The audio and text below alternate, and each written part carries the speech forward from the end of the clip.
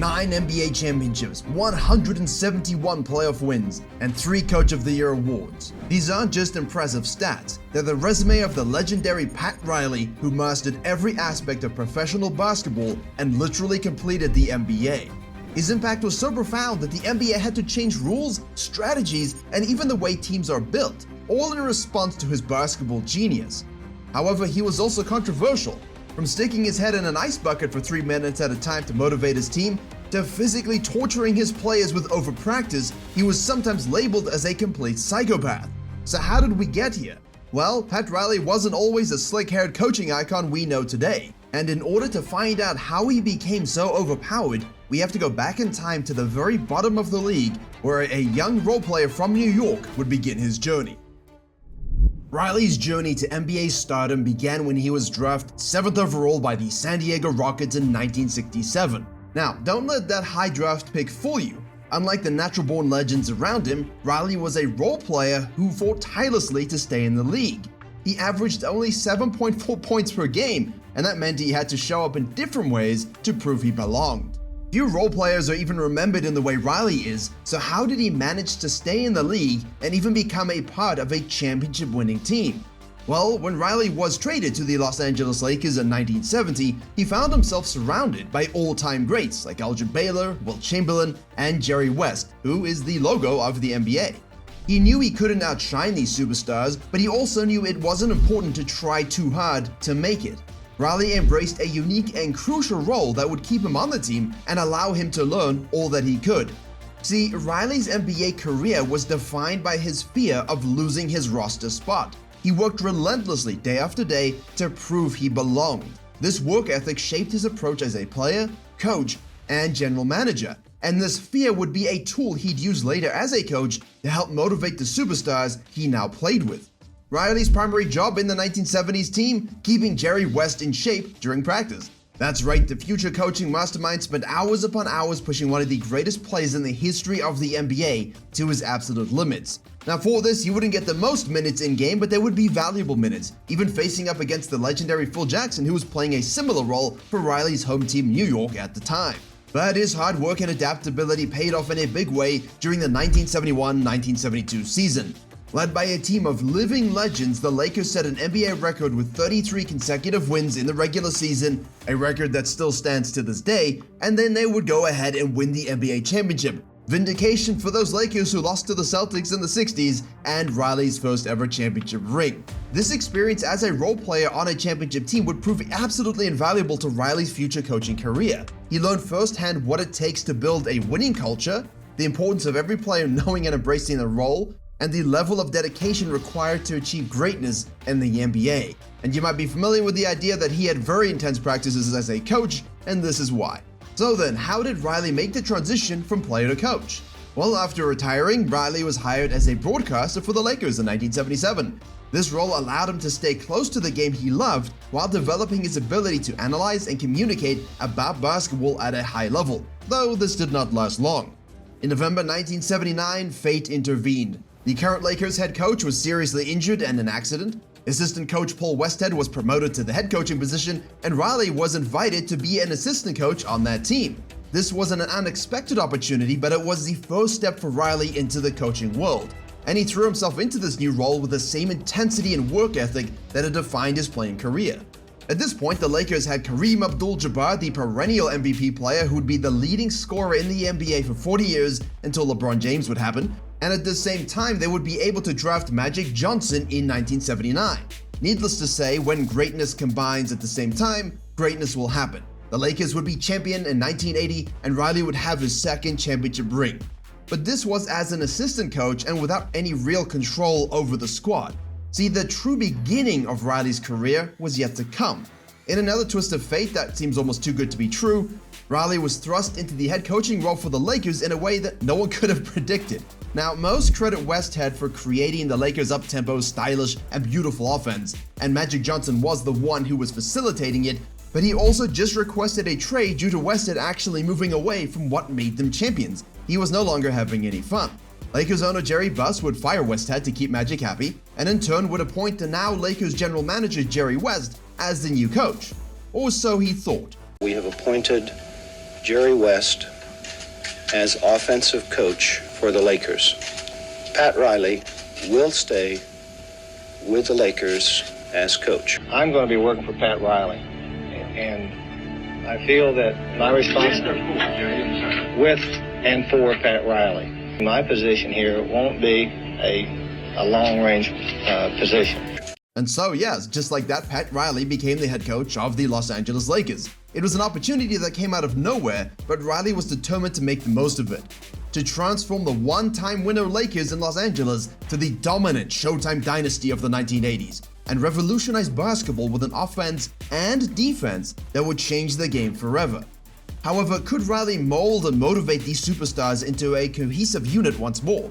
And could he take the Lakers from being lucky winners in 1980 to being legendary?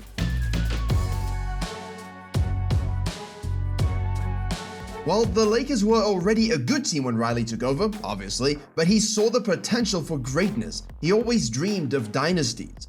At its core, this was a fast-paced, high-energy style of play that was unlike anything the league had ever seen before, or since.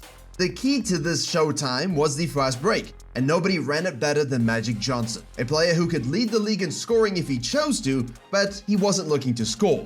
He's scanning the court every time he either took a rebound or was passed the ball, ready to unleash one of his signature no-look passes to a streaking teammate for an easy basket. Now, the way they played under Riley was leaving opponents gasping for air. So how would he essentially force the rules of basketball to change, and why couldn't anyone stop it for almost 10 years? Ultimately, it came down to Riley's ability to maximize the unique talents of each player the Lakers were able to get in that decade. Take Magic Johnson, for example. Riley recognized that Magic's court vision and passing ability were unparalleled. He is, of course, the best point guard of all time. Sorry, Curry fans. And so he took the offense back to where he would be comfortable and be able to play with joy. He encouraged Magic to push the tempo at every opportunity, knowing that the faster they played, the more chances Magic would have to create mismatches and to find open teammates for easy points. However, Showtime wasn't just about Magic, especially when your other secret weapon is Kareem Abdul-Jabbar. When the fast break wasn't available, the Lakers would transition seamlessly into a typical half-court offense centered around his unstoppable skyhook shot. Skyhook is, to me, synonymous with the cruise missile, one of them. And when we get in dire straits, you'll see Irvin Johnson or myself do one thing, and that is when we put the fist in the air, the ball goes down into number 5, and we like to run the play this way, where Irvin Johnson dribbles out, we put Kareem in the low post, Byron Scott, A.C. Green, and James Worthy, and we isolate him down in a position that he's owned now for 20 years. Good crisp pass, Irvin will spot to the corner, Scott cuts through, AC cuts through, trying to get constant motion to keep the defense aware of the players that they're playing, and Kareem has the ability to operate here. And what we do like to see is him come across that lane for the most incredible, unique shot in the history of the NBA, the skyhook. It was this versatility that made the Lakers nearly impossible to defend. Naturally, now that everybody was happy playing at the high tempo that they'd used to win the title before, it was time for the next step. And Riley's own player career would feed the knowledge into the Showtime Laker players by giving a small window into his work ethic and what he expected from championship-winning teams. Our practices were like, oof, it was like, murder. It was like blood, and the guys were just physical. It was like football practice. Yeah, we trying to kill each other. It was like football practice. I used to hate when we had a game on Monday and we don't have another one until Friday, because that meant Tuesday, Wednesday, Thursday, it's going to be some fighting going on, because, we played and practiced so hard. I couldn't wait for games, because games were easy. Yeah, it was easy. Compared to our practices, games were easy. So I used to love the fact that we had 4 games in 5 nights. Yeah. We weren't going to have no practice at all. Yeah. We were just going to be playing basketball games. It motivates you one way or another. Now, the results of all of this were staggering. Under his guidance, the Lakers became an offensive juggernaut. They would be a top 5 offense for every year of the 1980s. But it wasn't just about scoring, they were also supremely efficient. And something to be discussed further along the Lakers' journey is Riley's ability to be a motivator. Stories that are almost too weird to be true. But before you get to that point, you have to understand that we've all heard the term defense wins championships, and yet the Lakers were simply middle of the pack for the entire 80s. So when I tell you that Riley was actually innovative on the defensive end to such a degree it enabled his offense and would literally bring out a change of rules in the 90s, you may be surprised to hear that. You see, Riley is one of the first coaches to employ what we call a 1-3-1 half-court trap. Rather a simple concept when shown on a whiteboard, but the defensive strategy was designed to create turnovers and thus increase the pace of the game, something that would directly impact another NBA rule in the 1990s as well. And this strategy played right back into the Showtime offense. If you're not typically the best defensive team, but you have elite perimeter defenders like Michael Cooper, why don't you just put them in a position to basically create more offense?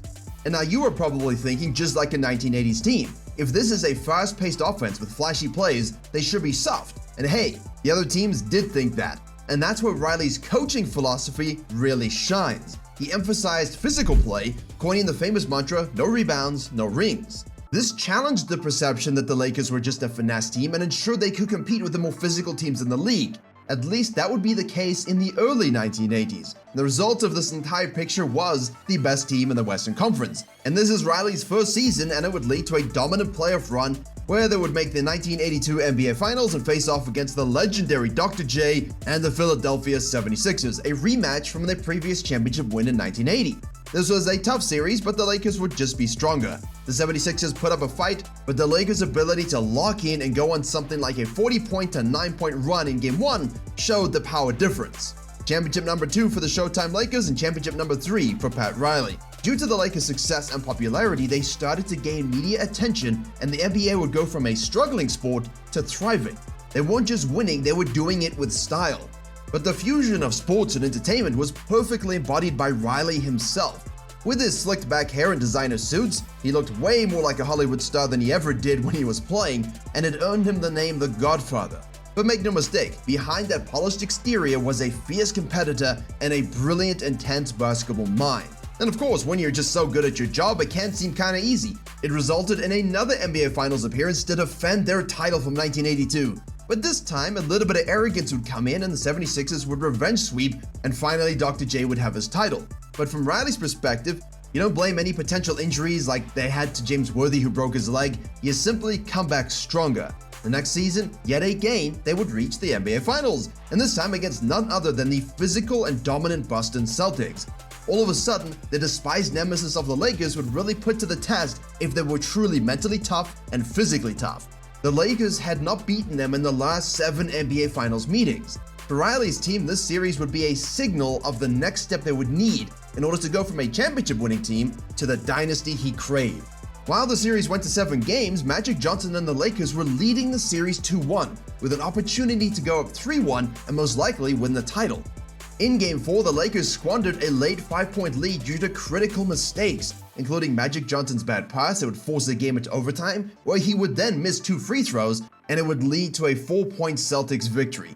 Fans started calling him Tragic Johnson after these errors, as Larry Bird's clutch shot and another Celtic game-winning steal cemented the Lakers' loss. The Magic Johnson has always credited Pat Riley for being the most prepared coach he's ever seen, but what they couldn't deal with was that the Celtics were borderline abusing them in their physicality. They knew they could dominate the finesse team and that they would fail to rise to the physical challenge. At this stage, they were correct about that and would set the stage for Riley to ascend. See, Magic would be hit hard by this series, but Riley's voiced motivation for improvement would come through. This was the first time I made critical mistakes for us to lose that championship. All summer I cried because I let my teammates down. I was the reason why we lost the championship. Self-evaluation is the hardest thing you had to do. Any person has to judge themselves and be honest with themselves, and if you can do that, then you can improve. So basically, I was doing a SWOT of myself. What is that? Strengths, weaknesses, opportunities, and threats. I gotta get my jump shot better. I gotta make sure that I don't make critical mistakes ever again. I started shooting a baby skyhook. I was working out 3 times a day. That's 2 NBA Finals losses in a row. For the Lakers' redemption, they needed 2 things. Magic's improvement, that was part 1. Part 2 was all Pat Riley. Firstly, he instilled the no friends policy amongst the Lakers and other teams. He told his team to treat this revenge season as a business. No more driving around and socializing with their enemies, with their competitors. He would also start motivating Magic in different ways for the next couple of seasons. But Pat is an unbelievable motivator. He knew that it was about Larry and Michael to me, right? Bill, I want to tell you another thing. I can't believe that Michael Jordan, I tell you, he got 60 tonight. 60 points, Bill. so that I could go out and have a high triple-double, which you knew I was going to do because I'm mad at what they did early. So that's how he motivated me.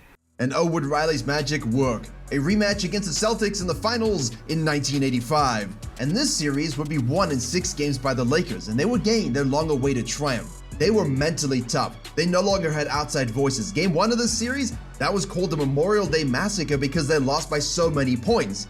Few teams have the fortitude to lose 2 times in the NBA Finals in a row and actually end up coming back, not be concerned by this, and straight up take over a series. Riley had led them over their hump, and suddenly with 3 titles in 5 years, the NBA was in the middle of a dynasty. Magic's baby hook would win them another title in 1987. As the Lakers continued to rack up championships, Riley's reputation as a coaching genius grew. But with that success came new challenges as a coach. How do you keep a team motivated when they've already reached the top a few times? How do you continue to innovate when the rest of the league is copying your style or figuring out a way to counter you? These were the questions that Riley would have to grapple with as he sought to maintain the Lakers' dominance. And he would do something no one would ever expect. And I'm guaranteeing everybody here, next year we're going to win it again. Well, what do you think? It worked. They would repeat in 1988 against the Detroit Pistons, who were developing a reputation for being the bad boys. A rough and aggressive defensive team that were designed to shut down finesse and high-scoring organizations like the Showtime Lakers. All of that grind, all of that work, all of that motivation and that system development had netted them 5 titles in the 1980s. And while he didn't guarantee a three-peat in 1989, he did want to keep the Lakers improving to counter the rise of the bad boy Pistons, who were not only there for the Lakers but also Michael Jordan. So Riley's response to these things was push harder. But what was left in the tank of his aging team that he could possibly squeeze? Pat Riley's coaching style was intense, to say the least. He believed in pushing his players to the limits, both physically and mentally. His practices were legendary, in a bad way, for their grueling nature. Players would run countless drills, often to the point of exhaustion. But now how do you keep them engaged when you're torturing them in practice? One of Riley's most famous motivational tools in the 80s was to keep his team focused on getting better through his career best effort program. He would meticulously track every player's performance and stats. Riley developed this program so that each player could get better by 1% in 5 different areas. During the 1989 season, they had an undefeated run to the NBA Finals for their 7th appearance in 8 years. It worked again. But then Riley, he had a grueling 11-day training camp before the finals facing the Pistons again, and this would reach the limit. Some players called it sadistic and torturous, and it remained speculation, but injuries to Byron Scott's hamstring, as well as to Magic Johnson's hamstring, would lead to a 4-0 Pistons sweep. Kareem, who retired after the series, later said, "Technically, Pat has to take the blame. He had the reins. He's not responsible for the guys getting hurt, but it is possible that he trained us past the point where guys could make it through the playoffs without getting injured. Not throwing stones at Pat, he had to call it as he saw it." The overpracticing had caused burnout and conflicts within the team that became impossible to ignore. Players who once thrived under Riley's intensity now chafed against it. By 1990, Riley's control and intensity had alienated players, with Johnson remarking, "He wanted to control everything. He got away from what he was there to do." The magic of Showtime was fading, Riley knew it, and it was starting to spiral. His ambition for control would give him power in the decades to come, but for now, he had to step down as head coach of the Lakers, with his huge ego, arrogance, and losing his temper often as the reasons he lost his team. And after 6 total championships, this wasn't the end of his NBA career. The league had adopted a team in the Pistons that physically could shut down finesse.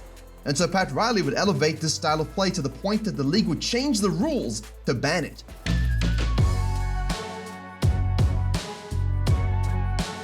Imagine taking a team that won just 39 games the previous season and transforming them into NBA championship contenders immediately and without hesitation. The Knicks desperately needed a new identity and direction. The Pistons, the Bulls, Showtime wouldn't work in this conference without Magic. Riley's vision for the Knicks was clear.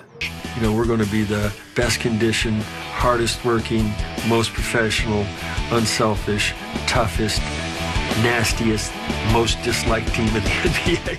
At the center of his strategy was Patrick Ewing, the Knicks' dominant big man, surrounded by defensive-minded players who made life miserable for opponents. In Riley's first year, the Knicks soared to second in the league's defensive rankings. For the next 3 years, they dominated as the best defensive team, suffocating opponents with their physical, in-your-face style of play. All of a sudden, his team became a force in the Eastern Conference, but could they take the next step to become true championship contenders? Maybe, but the league had a different perspective. They played a mean version of basketball, brutal and ferocious. They were nasty, and they were good. They turned Madison Square Garden into a place no one wanted to play. In the 92-93 season, they went a ridiculous 37-4 at home, sending opponents home battered, bruised, and beaten. It was definitely not the brand of basketball that the NBA wanted. Game scores were at an all-time low. Despite this, Riley would win Coach of the Year in 1993. Riley had forced the league to change its rules after just 2 seasons in New York. They wanted Showtime to represent the NBA, but instead, they got Fight Night Primetime.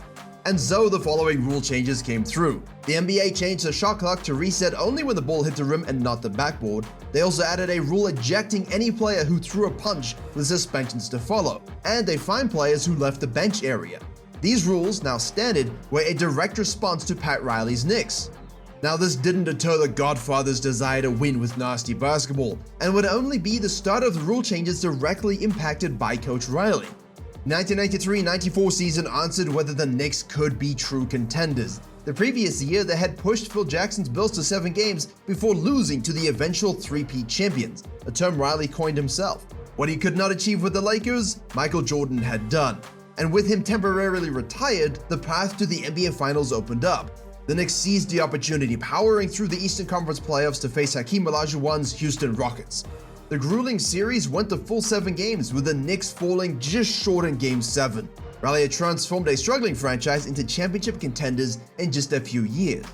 This success changed the league again. The NBA introduced new rules, stricter flagrant foul penalties, taunting restrictions, open court hand-checking bans, and free throws for clear path fouls, and even a shorter three-point line.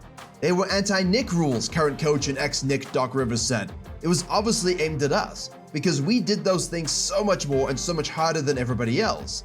And it really did not end there, nor did they stop the Knicks from returning to the Eastern Conference playoffs in 1995, only to lose to another defensive powerhouse led by the master of defense, Larry Brown. The Pacers defeated the Knicks in yet another grueling 7-game series. But as the Knicks rose to prominence, succeeding in the playoffs and almost reaching their ultimate goal, Riley's demanding style, while transformative, began to wear thin with players and mostly management. How long could Riley maintain his iron grip before something gave way? His motivational approach, refined during his championship years, was unconventional. One of his most extreme techniques involved dunking his head into an ice bucket for 2 to 3 minutes before a game. Then he'd tell his players they should want to win as desperately as he needed that breath of air. He was building teams that were both physically dominant and psychologically unbreakable. Now, as a native New Yorker, Riley wanted to stay and finish the job he had started with the Knicks.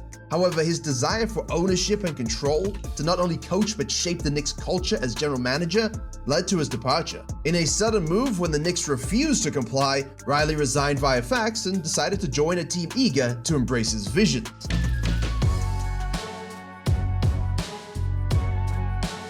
What happens when the master motivator becomes the underdog, joining an expansion franchise who had no success, no history, and no identity? And what new rules would Riley's influence bring to basketball as he sought his first title since 1988? The challenges here would be immense. The Heat, in the league for just 7 years, had never won more than 42 games in a season. Riley's secret weapon? Unprecedented control to build a contender from scratch as both coach and team president. In Riley's first season, the Heat matched their previous record with 42 wins and 40 losses. While not an improvement, it did allow them an opportunity to test their methods in the playoffs and face off against the mighty Chicago Bulls. They got swept, but the series provided valuable experience for Riley's young team, because the following year, everything clicked. Riley led the Heat to a 61-21 win record and the league's top defensive rating. He was now named Coach of the Year for the 3rd time, and his first was in 1990 with the Lakers, this proving his success wasn't limited to established powerhouses with superstars. Riley became the only coach to win the award with 3 franchises, once again showing that he just was the best coach in the league. The true measure of Riley's impact, though, came in the 1997 playoffs. In a grueling 7-game series, the Heat defeated Riley's former team, the New York Knicks. It was a symbolic changing of the guard, as Riley's new team overcame his old one, proving that he was the difference. During a brawl, Riley's players remained on the bench while his old team suffered 5 suspensions for breaking the rules that Riley had forced to change. This led to their downfall. The Heat then would advance to the Eastern Conference Finals for the first time in their franchise's history, but of course they're faced against Michael Jordan and the Bulls, and you know how that went. Now Riley had transformed the Heat from an afterthought into a legitimate contender in just 2 years, again, but this success came at a cost. The NBA's watchability had declined, and the league, desperate to recapture the flow of Riley's showtime from the 80s while removing the gritty 90s style named Riley Ball, would change basketball yet again. The three-point line, let's move that back to its original distance. Using forums to impede players at all, outlawed, and over 7 years, the NBA would continually implementing sweeping changes to curb physicality and boost scoring. From Hollywood's golden coach to the NBA's villain, Pat Riley's influence shaped modern basketball's evolution. Yet Riley's journey wasn't over. What else could he do to cement his legacy as one of the greatest winners in NBA history? In Miami, Pat Riley didn't just assemble a team, he created a basketball philosophy. Heat culture became a way of life, built on the belief that basketball had only 2 outcomes, winning or misery. At its core was peak physical conditioning. Riley enforced grueling fitness standards, including the infamous body fat test, with players often targeting single-digit percentages, a benchmark Riley still brags about to this day. Well, look how cut I was, man. I mean, in shape, body fat was probably 5%, beard was perfect, Sonny Bono look, that's what it is. Heat culture obviously also demanded mental toughness. Every drill, practice, and game was treated like a playoff battle, fostering an environment where underdogs became key contributors. His philosophy drew attention across the league as Miami thrived, consistently competing even without a roster stacked with superstars. And after years of the sideline navigating the challenges of the rising Lakers and Spurs dynasties, Riley was about to fully transition into a front office role. How would his hands-on demanding style translate to the executive suite? And could he continue instilling Heat culture while adapting to the realities of the modern NBA? Heat culture and Riley's legendary persuasion became his greatest tools to make Miami great. With championship rings gleaming on the table during free agent pitches, Riley sent a clear message: come to Miami and you will win. It did work because with the acquisition of Shaquille O'Neal from the Lakers, he paired the dominant center with a young Dwayne Wade to set the stage for something special. Despite questions about Shaq's age and conditioning, Riley's Heat became immediate contenders. They won 59 games and reached the 2005 Eastern Conference Finals, only to fall to the defending champion Pistons in 7 games. Once again, Riley had come close, this time as an executive, much like his near success as the Knicks coach. Of course, it's Pat Riley. He wasn't satisfied, so early in the 2005-2006 season, he returned to the bench, replacing the coach Stan Van Gundy. Why? No one knows for sure, but a disappointing start to the year likely drove him back. This roster could win, and perhaps Riley alone could manage Shaq's ego, Wade's rising stardom, and the team's adherence to Heat culture's unrelenting standards. The 2006 playoffs tested everything Riley had built. After battling through the East and exacting revenge on the Pistons in the Eastern Conference Finals, the Heat faced a 2-0 deficit in the NBA Finals against the Dallas Mavericks. But Riley's greatest strength as a coach was his ability to adjust and motivate. Pat Riley and Dale Brown are similar guys. They teach never give up. You know, I can remember a game we weren't playing well, and Pat Riley comes in. You guys' mind aren't in it. He comes in with a big bucket of water. It's all up here. You can do anything you want. I'm gonna put my head in that bucket for 3 minutes. And everybody's sitting there like, yeah, the record is 1:30. Like people that go scuba diving 1:30, maybe 2. And he did it for 3 minutes. Oh, come on. 3 minutes. He simplified the offense, giving Wade full control and the freedom to attack. The result, one of the greatest finals performances in NBA history. The Heat would win 4 in a row with Wade averaging an astonishing 34.7 points per game and leading the Heat to their first NBA championship. Shaq embraced his role, dominating inside when needed and deferring to Wade in crucial moments. Meanwhile, the role players Riley had carefully selected made vital contributions. His vision was fully realized. He built the team from the ground up, acquired the right stars, assembled the perfect supporting cast, and ultimately coached them to a title. It was a combination of everything Riley had learned in his decades in the NBA. Despite the rule changes he inspired and the 7 rings he had now earned, Riley still, though, hadn't completed his NBA journey. That final challenge? Winning as a team architect without having to step back onto the court. The league wasn't ready for what Riley was about to unleash. Fast forward to 2010 and he was ready to reshape the NBA again. With free agents LeBron James and Chris Bosh on the market, Riley saw a rare opportunity to form a super team with Dwayne Wade. But could he convince three superstars in their prime to sacrifice individual glory for a collective dynasty? Riley's pitch combined vision and flair as he does, displaying his 7 championship rings. He highlighted his history of success and portrayed Miami as a haven for greatness, a franchise built on the lessons from Showtime and the 90s rules he had helped reshape. I think we all know the result of that pitch. In this fall, I'm going to take my talents to South Beach and join the Miami Heat. LeBron and Bosh joined Wade, formed a big three, and redefined how teams were built. And in order to counter them, much like in order to counter the Showtime Lakers, the league would have to adapt and change.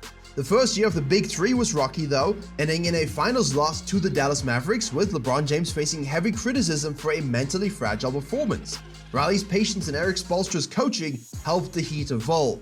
Being hand-pointed by Pat Riley to become the coach of the Heat, he did not feel the need to step out of his executive role. And in 2012, Miami captured their second championship, with LeBron delivering an MVP-level performance. The following year, the Heat secured back-to-back titles, including a thrilling 7-game finals victory over the Spurs and legendary coach Greg Popovich. Riley's journey from player to coach to executive had come full circle. By the time the Big Three era ended in 2014, Riley had not only built champions, but had fundamentally changed the league.